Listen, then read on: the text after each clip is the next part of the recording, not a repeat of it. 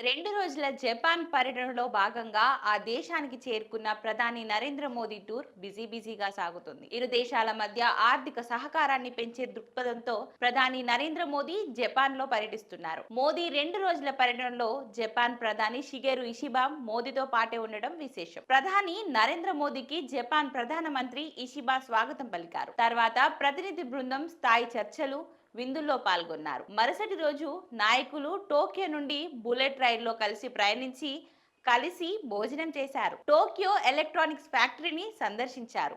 రాబోయే 10 ఏళ్లలో భారత్లోకి జేపీవై 10 trillion private పెట్టుబడులకు జపాన్ కట్టుబడి ఉండటం అత్యంత ముఖ్యమైన ప్రకటనలో ఒకటి. ఈ పర్యటన భారత్ జపాన్ సంబంధాల తదుపరి దశాబ్దాన్ని రూపొందించే మైలురాయి ఫలితాలకు మార్గం సుగమం చేసిందని చెప్పవచ్చు. దీని ప్రధాన లక్ష్యం India Japan joint vision for the next decade.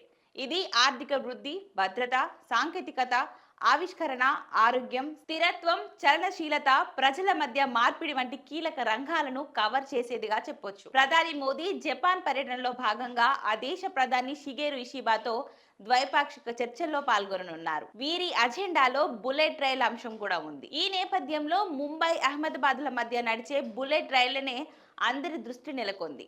ఇక బుల్లెట్ రైళ్లు కోచ్లు నిర్మించే సేండంలోని టీహేవ్కు షింకర్నెన్స్ పాయింట్స్ ఈ పర్యటనలో భాగంగా ప్రధాని మోదీ సందర్శించారు. ఇక ఈ అధునాతన ట్రైన్స్ కోసం అక్కడ శిక్షణ పొందుతున్న భారతీయ డ్రైవర్లతో మోదీ ముచ్చటించారు. ప్రధాని మోదీ జపాన్ పర్యటన రక్షణ, మానవ వనరుల మార్పిడి నుంచి డిజిటల్ ఆవిష్కరణ, కీలకమైన ఖనిజాలు, స్వచ్ఛమైన శక్తి, అంతరిక్ష అన్వేషణ, సాంస్కృతిక సహకారం వరకు విస్తృత శ్రేణి అవగాహన ఒప్పందాలపై సంతకం ఇరు దేశాల ప్రధానులు చేశారు. అలాగే ఎంపీల బృందంతో పాటు స్పీకర్ ను కూడా కలిశారు. భారత ముఖ్యమంత్రులకు సమానమైన 16 ప్రీఫెక్చర్ల గవర్నర్లు మోదీతో సంభాషించడానికి టోక్యోను సందర్శించారు. ఇక ఈ పర్యటనలో ఆసక్తికరమైన అంశం భారత్ జపాన్ సంబంధాల బలోపేతంగా చెప్పుకోవచ్చు. జపాన్ లో పర్యటన ముగించుకున్న మోదీ షాంఘై సహకార సంస్థ శిఖరాగ్ర సదస్సులో పాల్గొనేందుకు చైనా బయలుదేరి వెళ్లారు.